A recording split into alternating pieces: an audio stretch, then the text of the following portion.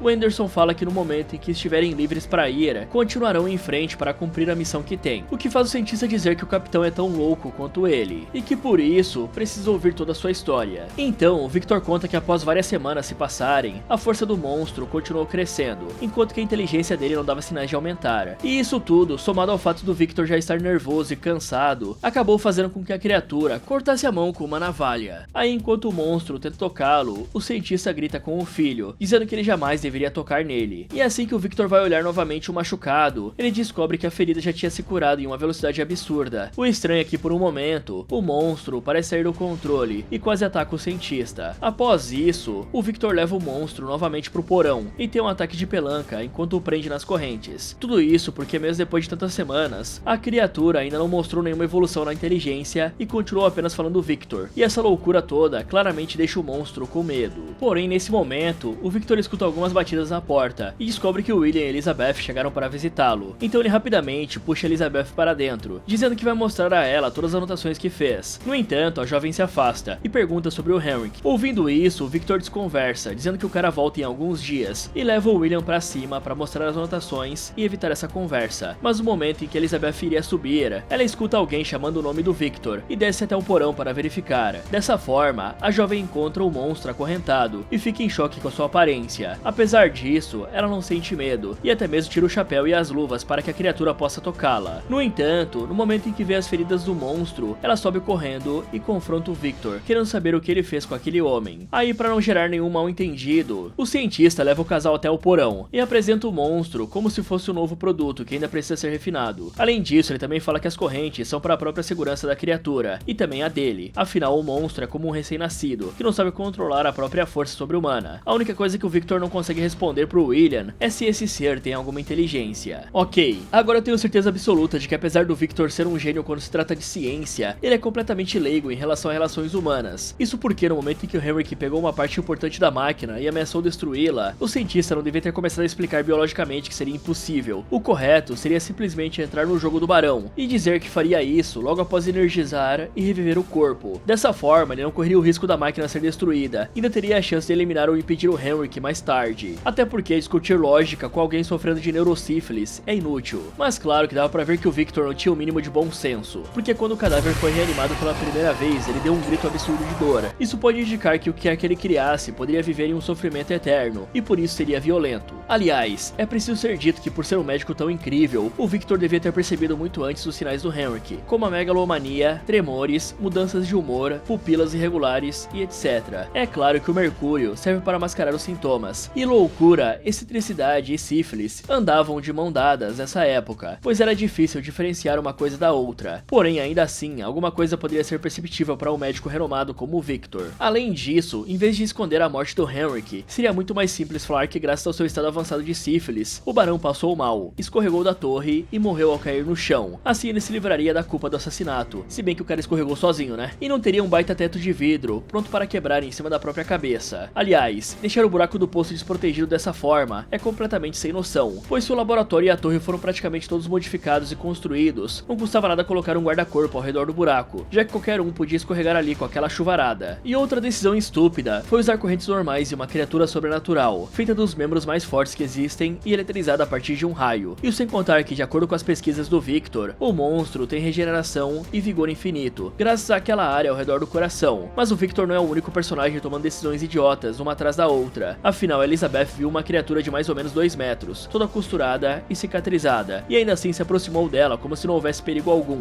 A chance disso dar errado era gigante. Ela literalmente brincou com a própria vida ao fazer isso. Fora isso, no momento em que o Victor viu o ferimento se curando instantaneamente, ele devia ter fugido o mais rápido possível. Afinal, essa regeneração requer energia e materiais. E se ele consegue fechar uma ferida em segundos, o corpo dele deve estar consumindo calorias em uma taxa absurda, o que significa que ele sentirá uma fome incontrolável e violenta em breve. Até porque essa matéria que está sendo reposta no ferimento não vem do nada. Então a chance da comida acabar e o monstro querer devorar o Victor é bem grande, considerando, é claro, que ele precisa comer. Mais tarde, enquanto William colocava o Victor para dormir e faz algumas perguntas para ele, como por exemplo, qual das partes do monstro tem alma e controla o corpo, a Elizabeth desce até o porão, se apresenta pro monstro e explica que é a sua garganta que faz o som da fala, mas ao perceber que já sumiu por muito tempo, ela se despede e sai do porão. Só que logo após ela se afastar, o monstro coloca o dedo na garganta e fala o nome dela. Assim que a jovem volta pra cima, o Victor a aborda, dizendo que ela não deveria ficar perto de uma criatura tão perigosa, pois apesar de ter vida, aquilo não tem nenhuma inteligência, algo que provavelmente aconteceu por conta de um erro durante o processo. Porém, a Elizabeth não concorda com isso, e fala que na verdade, aquele ser deve ser mais puro do que todos, e que por isso o sopro do Criador o atingiu de uma maneira diferente, fazendo com que o seu espírito seja mais simples e puro que o dos homens comuns. E ouvindo esse papo, o Victor fala que se isso não fosse pura loucura, ele iria pensar que ela está atraída por aquele monstro. No entanto, ela fala que é apenas um entendimento, pois existe dor no olhar da criatura, e a dor é justamente um sinal de inteligência. Além disso, quando o Victor pergunta sobre a dor que ele sentiu no coração quando ela o rejeitou, a Elizabeth fala que de todos os órgãos, o coração é aquele que o cientista menos conhece, pois só monstros brincam de Deus. Aí, ficando cheio de raiva por ter sido rejeitado novamente e tirado como um vilão, o Victor pega uma barra de ferro e desce até o porão, onde manda o monstro subir em cima da bancada e prende as suas correntes de outra forma, fazendo com que a criatura mal possa se mexer. Mas como só isso não foi o bastante para fazer a sua raiva passar, o cara imita o próprio pai e começa a gritar e bater no monstro com muito ódio, pedindo que ele dê a perna. Porém, isso apenas serve para deixar a criatura full putaça. Por isso, ela pega aquela barra de ferro e a entorta na frente do cientista, fazendo ele se cagar de medo e sair correndo. Por esse motivo, no dia seguinte, o Victor chama o irmão para um canto da torre e fala que fracassou completamente no experimento. Só que como o William não entende o que ele quer dizer, o cientista mostra o corpo sem vida do Henrik e fala que foi o monstro quem o finalizou, ao que deixa o William muito assustado. E aí, sob o pretexto de que a criatura é muito perigosa, ele fala pro irmão pegar a Elizabeth e ir embora com ela para Viena, dizendo para ele inventar a desculpa de que algo urgente aconteceu. E como não quer colocar a noiva em risco, o William dá um jeito de tirá-la dali o mais rápido possível. Com isso feito, o Victor começa a colocar em prática o plano de destruir a torre de pesquisas. Para isso, ele começa a jogar líquido inflamável no laboratório, e logo em seguida ele joga no porão também. Então ele olha pro monstro e fala para ele dizer alguma coisa, algo que o faça mudar de ideia sobre finalizá-lo. Porém, tudo que a criatura fala é Victor, e logo em seguida Elizabeth,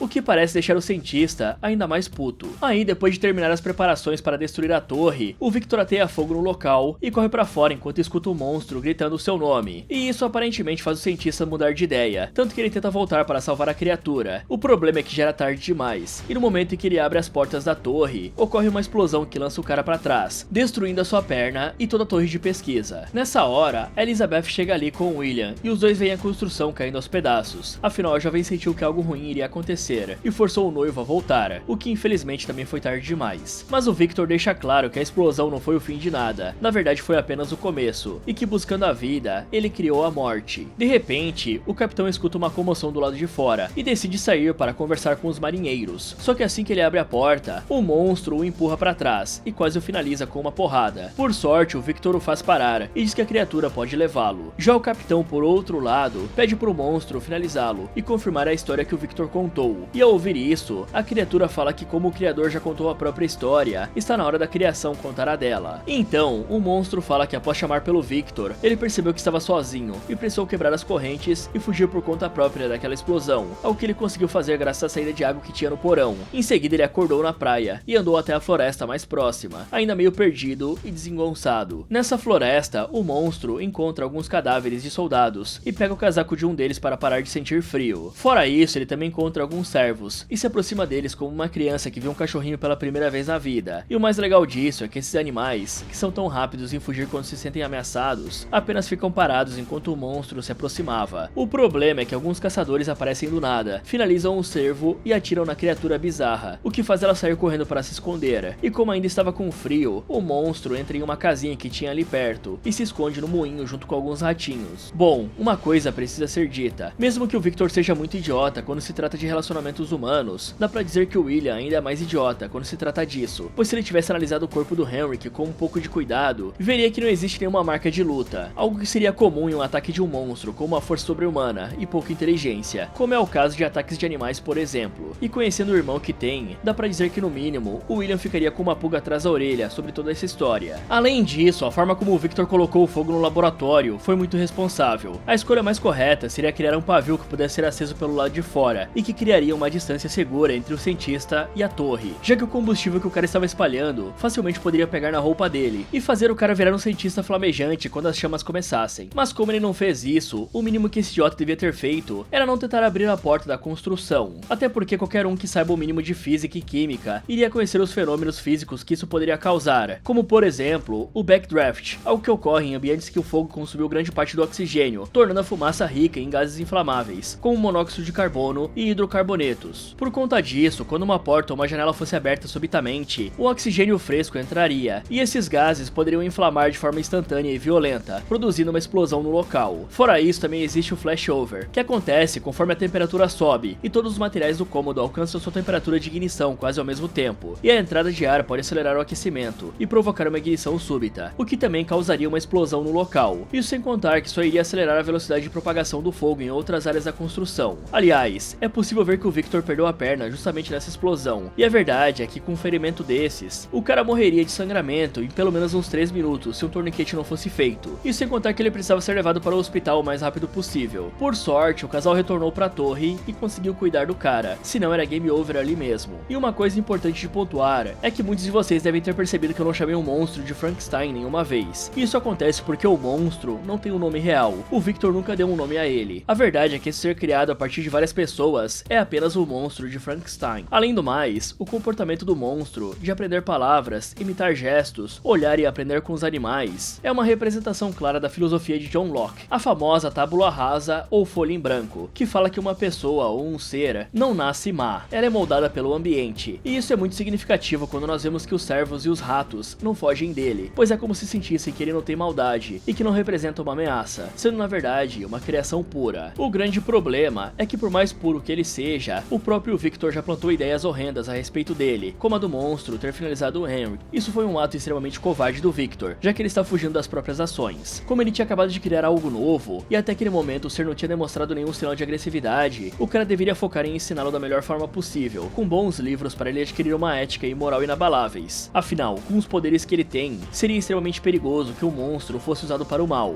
No dia seguinte, o monstro acorda ao escutar uma família chegando na propriedade, e junto com essa família estão os dois caçadores do dia anterior, falando sobre a criatura que viram, e que infelizmente não conseguiram pegá-lo. A questão é que após os caçadores irem embora e restar apenas a família nessa casa, o monstro começa a usar os buracos na madeira para ver o avô ensinando a neta a ler, e isso é algo que deixa a criatura fascinada, e doida para saber mais sobre eles. O curioso é que desde o começo, o velhinho cego parece perceber a presença do intruso, e mesmo assim não fala nada pro resto da família. Então conforme os dias foram passando, o monstro foi acompanhando a rotina diária da família, e ficando cada vez mais maravilhado com o que via, pois ao mesmo tempo que a criança ia aprendendo a ler, a própria criatura aprendia junto com ela. Por esse motivo, ele desejou fazer parte dessa família, mas como isso não era possível, ele escolheu agir como um benfeitor para eles, e ajudá-los nas sombras, catando muitos quilos de gravetos e madeiras, o que deixou toda a família muito feliz, ao que o velhinho diz ter sido feito pelo espírito da floresta. Aí, vendo que realmente poderia ajudá-los dessa forma, o monstro se tornou o guardião invisível deles, fazendo todo o trabalho pesado que era muito difícil ou demorado para a família, como por exemplo, consertar o cercado das ovelhas, e como agradecimento, eles deixavam roupas e comida do lado de fora, tratando o monstro como o espírito da floresta. Nesse momento, o monstro finalmente sentiu que estava em paz com o mundo, só que infelizmente, em uma tarde qualquer, a fazenda é atacada cercada por uma alcateia de lobos, que finaliza quase todas as ovelhas, e como resposta, o pai da família usa uma arma para finalizar alguns animais e espantar o resto, algo que é visto de camarote pelo monstro. Assim ele entende uma coisa: os lobos não odiavam as ovelhas, e o caçador não odiava os lobos. Eles matavam uns aos outros, não por ódio, mas sim porque era da natureza deles, e a violência parecia inevitável entre eles. Alguns dias depois, a mulher e as crianças vão para a cidade, onde é mais seguro passar o inverno. Porém, o senhor se recusa a fazer isso. Afinal, ele sempre passou os invernos nessa casa, e sabendo que não podia convencer o velho, o pai da família se junta com os amigos caçadores e vai para a floresta caçar os lobos. Dessa forma, o velhinho e o monstro ficam sozinhos na fazenda, o que acabou sendo a oportunidade perfeita para a criatura se apresentar a ele. E apesar de ter medo de qual seria a reação do senhor, o monstro ainda entra na sala e fala que é apenas um viajante. O engraçado é que o velhinho não fica desconfortável com isso, e na verdade, até mesmo oferece pão e conhaque pro visitante. Mas como não sabe mexer com uma garrafa, o monstro acaba quebrando-a e se assustando com um barulho, algo que o senhor percebe na hora. Por isso ele acalma a criatura e pergunta do que ela tem medo. Porém, assim que o monstro responde que tem medo de tudo, o senhor diz que não precisa ficar assim e pega nas mãos dele, percebendo que são tão frias quanto o gelo. Além disso, o senhor também percebe que as mãos e o rosto do visitante são cheios de cicatrizes, o que faz ele perguntar se o monstro foi ferido em batalha e se ele é o espírito da floresta que estava escondido no moinho, algo que deixa a criatura bem feliz e orgulhosa. Esse jeito inocente parece conquistar o velho, que decide chamar o monstro para morar com ele e dividir a sua comida. E em troca, o visitante pode ler para ele, afinal essa agora é a casa dele e os dois são amigos. Dessa forma, um velho e um monstro criado por dezenas de partes humanas começam o que é uma amizade improvável e muito bonita, e conforme o tempo ia passando, o monstro lia cada vez mais livros para o senhor, sendo que o primeiro foi sobre Adão e Eva. E após tanto tempo vivendo na fazenda, o monstro conhece a neve, e também lê praticamente todos os livros que tinham na casa, sendo que o último era justamente o Paraíso Perdido, que fala sobre perguntas que os homens têm para Deus, e as perguntas que Deus tem. Pois na visão do velhinho, o senhor não teria enviado seu filho para a terra se não tivesse perguntas. Ouvindo isso, o monstro revela que quer saber quem é, e em resposta, o velho diz que isso pode ser um presente. Afinal, ele mesmo gostaria de esquecer da vez em que finalizou um bom homem. Por isso, na visão dele, o perdão e o esquecimento fazem parte da sabedoria. Só que como a criatura fala, não tem como ele deixar tudo para trás e esquecer se ele nem mesmo se lembra das coisas. E quando o velhinho pergunta se ele não se lembra de nada, o monstro conta que em seus sonhos, ele vê memórias de diferentes homens aos pedaços, fogo, água e a palavra Victor. Aí sob o conselho do senhorzinho, que diz pra ele ir atrás da palavra, o monstro volta para a torre de pesquisas, que a essa altura está em pedaços e cheia de neve, e encontra as anotações do Victor, o que o faz entender que é um monstro nascido dos restos de outros homens, algo que nem mesmo tinha a mesma natureza dos humanos. E além dessas anotações, a criatura também encontra uma carta que era direcionada ao Victor e que continha o seu endereço. Após isso, o monstro volta para a fazenda e vê que infelizmente os lobos tinham invadido a casa. E aí, preocupado com a segurança do idoso, a criatura luta contra os lobos, finalizando alguns deles e expulsando o resto dos animais. Com isso feito, ele coloca o velhinho em uma cadeira e revela ter descoberto que é apenas um monstro, que nasceu da sepultura e dos cadáveres de outros homens. Só que em resposta a isso, o senhor diz que para ele, a criatura é um bom homem e também um amigo muito querido. Infelizmente, assim que o velho bate as botas, os caçadores aparecem na casa e perguntam o que o monstro fez com o senhor. Mas antes mesmo que ele possa responder, um dos homens atira na cabeça dele e um outro se aproxima com uma lâmina e o golpeia no peito. Porém, nada disso para o monstro, que simplesmente finaliza o caçador que o atacou com a lâmina e em seguida sai da casa, andando todo ferido até a entrada da fazenda, onde para um pouco e é finalizado a tiros pelos caçadores. Ou pelo menos era isso que parecia. Afinal, algum tempo depois, ele acorda novamente, com todos os ferimentos cicatrizados e o ar gelado do inverno perfurando seus pulmões. E aí, se sentindo mais solitário do que nunca, o monstro decidiu ir atrás do Victor para exigir uma companheira. Ok, tem uma coisa que nós precisamos falar. Mesmo sem muitas experiências de vida, o monstro do Frankenstein ainda é muito inteligente, pois a abordagem que ele usou com a família foi a melhor possível, se passando por um espírito que estava ali apenas para ajudar. Afinal, se ele tentasse se mostrar para eles, é bem provável que fosse receber apenas ódio e chumbo, por conta da aparência grotesca dele. Porém, ele devia ter usado essa inteligência no momento em que os caçadores chegaram na casa, pois qualquer um no lugar deles também iria atacar imediatamente. Até porque o monstro é todo deformado, tem mais de 2 metros de altura e estava ao lado de um corpo sem vida e todo cheio de sangue. Poucas pessoas tentariam arriscar uma conversa em uma situação dessas. Além disso, mesmo que o senhor tenha escolhido ficar na casa apenas para fazer companhia ao espírito da floresta, que ele sabia que estava morando no moinho, a decisão ainda foi muito idiota. Afinal, ele não conhecia realmente o monstro e ainda podia acabar sendo atacado por aquela alcateia de lobos, o que de fato aconteceu. A melhor ideia seria ter pedido pro monstro reforçar a casa ou as entradas, para evitar que os lobos entrassem ali. E provavelmente esse tempo com o senhor foi o que o salvou de virar um monstro de fato, já que ali ele aprendeu aprendeu a ler, devorou livros sobre filosofia e adquiriu um pensamento mais filosófico e ético sobre o mundo. Com esse conhecimento, ele tinha tudo para virar um ermitão gentil e não causar problemas pro mundo. E o que pode quebrar tudo é ele querer encontrar qual a origem dele. E por fim, vamos combinar que os caçadores não são muito inteligentes. Eu sei que eu falei que eles ficariam com medo do monstro de 2 metros na sala deles, mas sair atirando é muito precipitado. Com certeza eles devem ter avistado os lobos fugindo, e tinham vários corpos de animais dentro da casa. Se esses caras usassem o cérebro por 1 minuto, daria para perceber a situação pelo que realmente ela era. Os lobos atacaram o senhor, e a criatura lutou contra eles. Enquanto tudo aquilo estava acontecendo na vida do monstro, o Victor tem um pesadelo com o Anjo das Sombras, e acorda todo assustado. Nesse momento, o William aparece, e avisa que o irmão precisa se levantar porque o casamento já vai começar. E além disso, ele fala que o problema com a explosão da torre já foi resolvido, e que agora os dois precisam ficar mais juntos do que nunca. Afinal, eles só têm um ao outro. O que nenhum deles sabia é que nesse momento o monstro tinha acabado de chegar perto do local da festa de casamento. E sem ter a mínima noção disso, o Victor vai até o quarto da Elizabeth se desculpar por tudo que aconteceu, parabenizá-la e desejar que a jovem seja muito feliz com o William. Porém, ela percebe facilmente que o homem está apenas falando isso da boca pra fora, e manda ele ir embora imediatamente, dando até mesmo um tapa no rosto dele quando o cara tenta se explicar. E logo após o Victor ir embora, ela pega a folha que o monstro costumava brincar quando estava preso no porão da torre. Ao mesmo tempo, o Victor chega no quarto para arrumar a roupa, e percebe rapidamente que tem algo de estranho no cômodo, principalmente por conta da janela aberta. Por isso, ele não perde tempo e a fecha rapidamente. Mas ele ainda sente que tem alguma coisa errada, e manda o monstro sair das sombras. Então a criatura sai das sombras e pede pro Victor lhe dar uma companheira igual a ele, pois ele não consegue morrer e nem viver sozinho. Porém, o cientista é uma pessoa tão ignorante e maldosa que falou que criou algo terrível, pecaminoso e profano. A mesma coisa que aqueles juízes falaram para ele no começo. Além de zombar do fato do monstro querer ter uma família para não se sentir sozinho. Por isso ele manda a criatura ir embora e fala que jamais irá voltar a fazer algo deformado dessa forma. E a parte mais legal desse diálogo é o monstro falando que tudo que o Victor faz é seguir as próprias vontades, pois a mesma vontade que o criou é aquela que está julgando a existência dele agora. Fora que o milagre não é ele saber falar, o milagre mesmo é o Victor aprender a escutar. Por conta disso, o monstro diz que se o Victor não vai lhe dar amor, então ele vai fazê-lo sentir um pouco da sua raiva infinita. E assim a criatura começa a jogar o cientista pra lá e pra cá, como se fosse um boneco de pano, o que faz todos da festa ouvirem os barulhos dos móveis sendo destruídos, incluindo a Elizabeth, que é a primeira a chegar no quarto e encontrar o monstro. O pior de tudo é que no momento em que ela corre para abraçar a criatura, o Victor pega uma arma que estava no chão e grita para Elizabeth se afastar. Só que ao ver que o doidão ia atirar na criatura, a jovem se joga na frente do tiro e é atingida na barriga. Nessa hora, o resto dos convidados chega no quarto e o Victor age rapidamente, jogando o revólver no chão e colocando toda a culpa no monstro. Por isso, o William e alguns outros caras partem para cima da criatura, o que não dá em nada, já que eles são facilmente jogados para longe, e o William até bate a cabeça em uma quina de madeira. Aí, com os homens fora do caminho, o monstro pega a noiva no colo e a escuta pedindo para ir junto com ele. Sendo assim, ele a carrega nos braços e sai da mansão, passando por todos os convidados que ficam chocados com a aparência dele. Ao mesmo tempo, o Victor corre para checar a situação e fala que pode salvar o irmão. Porém, em resposta a isso, o William fala que tem medo do Victor e que toda a destruição que aconteceu foi culpa dele e da sua personalidade louca, pois ele é o verdadeiro monstro. E no momento em que o jovem vai de base, o Victor pega uma espingarda e corre atrás da própria criação. Paralelo a isso, o monstro chega em uma caverna na floresta junto com a Elizabeth e a coloca em cima de uma pedra. Então ela fala que finalmente encontrou o que procurou a vida toda e que é um alívio morrer sob o olhar da criatura. Afinal, esse é o tempo de vida do amor. Alguns minutos depois, o Victor chega na caverna e encontra o corpo sem vida da Elizabeth em cima da pedra. Nessa hora, o monstro aparece por trás dele e o joga na parede, dizendo que quer acompanhar a Elizabeth o mais rápido possível. Mas antes disso, ele precisa devolver o favor que o Victor fez a ele, pois como o cientista lhe deu uma vida indesejada e o chamou de monstro, a criatura vai fazê-lo viver do mesmo jeito. E pra isso ele começa quebrando o nariz do doidão, explicando que vai tornar ele totalmente submisso. E em vez de finalizar o cara, que é o que o cientista pediu, o monstro simplesmente sai correndo pelas montanhas congeladas, forçando o Victor a persegui-lo. Dessa forma, eles correram para além das montanhas e dos horizontes, até o momento em que sobrou apenas o Victor e o monstro. E isso realmente demorou muito tempo, tanto que o cara parava constantemente em tavernas para comprar munição e dinamite. O problema é que pouco tempo depois do Victor comprar essas dinamites, ele é pego dentro da barraca pelo monstro e levado pro meio do gelo, onde a criatura machuca a perna dele e enfia uma faca no ombro do cara. Além disso, o monstro vê a dinamite que o doidão estava carregando e percebe que esse era o plano do criador para acabar com ele. Por isso, ele deixa o Victor acender a dinamite e manda ele correr para longe, dizendo que se isso não finalizá-lo, ele irá continuar perseguindo o cientista. Então o monstro coloca a bomba bem perto do coração e tanca todo o dano da explosão. Só que ao contrário do Victor, que foi lançado arremessado para longe apenas pelo choque, ficando igual a um pombo morto em cima do gelo, a criatura sofreu apenas alguns ferimentos, e mesmo esses ferimentos começaram a se regenerar imediatamente. Aí, cheio de raiva por não conseguir morrer, o monstro soltou aquele grito que os marinheiros ouviram quando estavam ajudando o cientista, o que nos faz voltar ao presente. E ouvindo essa história, o capitão entende que todo aquele sangue que encontraram fora da barraca era do monstro, pois como a própria criatura fala, ele pode sofrer, sangrar e padecer, porém nunca terá a bênção da morte. Nessa hora, o Victor pega na mão do monstro e fala que sente muito por tudo o que fez. E vendo que o cientista estava morrendo, a criatura diz que tudo isso vai acabar em breve para ele, que a criação de uma vida e o sofrimento serão apenas um piscar de olhos. E o pior de tudo é que por pior que o Victor fosse, ele ainda era alguém na vida do monstro, mas agora, quando ele partir, a criatura será abandonada outra vez. Sabendo disso, o Victor chama o monstro de filho, pede perdão e diz para ele perdoar a si mesmo e começar a viver, pois se a morte não é uma opção, qual é a escolha que ele tem senão a de viver? Aí quando já estão vendo a luz no fim do túnel, o Victor pede pro filho chamá-lo, igual na primeira vez em que falou, quando o cientista ainda era tudo pra ele. E quando a criatura faz isso, o Victor finalmente parte dessa pra uma melhor, fazendo o monstro dizer que agora, talvez os dois possam ser humanos. Vendo isso, o capitão fica totalmente emocionado e sai da cabine, ordenando que os seus homens abaixem as armas e deixem a criatura sair. Por conta disso, o monstro consegue sair sem problemas do navio, e como uma forma de se desculpar e até mesmo agradecer, ele empurra o navio e o tira do gelo, permitindo que ele volte pro mar. Dessa forma, o capitão se lembra de todas as histórias que ouviu e avisa aos marinheiros que está na hora de voltar para casa. Já o monstro do Frankenstein, por outro lado, anda um pouco sob o gelo e vê o nascer de um novo dia. Bom galera, eu até consigo pensar em algumas formas de acabar definitivamente com o monstro do Frankenstein, mas todas elas são extremamente perturbadoras e violentas, tipo coisas envolvendo o esmagamento das peças que montam um coitado, inclusive o cérebro e o coração, pois apesar de tudo, a pele dele não é impenetrável, e o monstro também pode ser apagado. Tá certo que ele sobreviveu a uma explosão, mas o bicho não segurou a dinamite bem pertinho do cérebro, nem se cercou com várias delas. Mas digamos que isso só vale se o monstro realmente quiser bater as botas, pois até agora eu não vejo motivo para esse ser eliminado, já que o bicho só se defendeu na maioria das vezes, para não falar todas, né? Passando para as notas, eu nem preciso dizer que o Victor Frankenstein é o verdadeiro vilão aqui, né pessoal? O cara podia ser extremamente inteligente, mas a parte da sobrevivência, o cara é um desastre. Além disso, ele criou algo que sempre quis e não estava minimamente preparado para lidar com a própria criação, já que se o monstro passasse mais tempo com ele, com certeza se tornaria uma criatura horrorosa e violenta, já que o cara jogava a culpa de tudo que fazia pra cima dela, como atirar na Elizabeth, por exemplo. O Victor não precisava fazer isso, já que ele sabia que o monstro era praticamente imortal e o tiro não faria nada contra ele. Nota 1 pra esse cara. Agora falando do irmão do Victor, o William. Bom, esse cara era extremamente ingênuo para o mundo em volta dele. Ele confiou demais no Victor, nem questionou a morte do Henrik e ainda deixou a noiva dele próxima demais do Victor, se é que vocês me entendem. No fim, o coitado ainda perdeu a vida por causa do irmão, já que todas as finalizações causadas pelo monstro são culpas do Victor. Então nota 3 pro William. Moralmente, a Elizabeth era uma das poucas pessoas sãs desse universo, já que ela tinha noção do perigo das ideias grandiosas do Victor e sentiu empatia pelo monstro que não pediu para nascer. O problema é que ela se arriscou demais várias vezes ao chegar perto da criatura e acabou pagando com a vida por causa do erro do Victor. Nota 5 pra ela. O Henrik era um cara inteligente, porém manipuladora e soube jogar com o ego do Victor. Ele deu um empurrãozinho que o cientista precisava para alcançar o seu objetivo. O problema é que se aproximar de um cara desequilibrado daquela forma, com certeza teria um preço, e o Henrik pagou com a própria vida, se bem que ele não estava muito bem no final dela de qualquer forma. Então por tudo que ele fez, ele recebe uma nota 2. E antes de falar do monstro, eu vou deixar uma menção honrosa pro velhinho cego. Sem ele, a criatura provavelmente não se tornaria o que ela é. Agora o monstro do Frankenstein. Bom, o bicho era fisicamente roubado, tendo força sobre-humana e uma regeneração extremamente rápida. O problema é que ele sofria muito do mesmo problema do William, se é que dá pra chamar isso de problema, né? Mas a ingenuidade do monstro perante o mundo acabou lhe colocando em várias dificuldades, como os caçadores, o casamento da Elizabeth, e dessa forma ele acabou sendo cercado pela morte, mesmo não desejando isso. Provavelmente agora que seu criador bateu as botas, ele vai viver daquela forma que eu falei, como um ermitão, se isolando do mundo para não sofrer retaliações e precisar responder com raiva. Por isso, o monstro recebe uma nota 8. Fala galera, esse foi como derrotar Frankenstein. Você acha que conseguiria sobreviver? Me contem nos comentários. E se você fosse ficar de babá para um garoto, mas descobrisse que um mascarado bizarro está lhe caçando, o que você faria? Quer saber se essa garota vai sobreviver? Então clique aqui nesse vídeo, ou aproveite para ver outras sugestões do Derrotando Filmes. Muito obrigado por assistir, e lembre-se de nunca criar um zumbi imortal super forte e raivoso. Não que você possa fazer isso, né? Bom, eu espero que você não possa.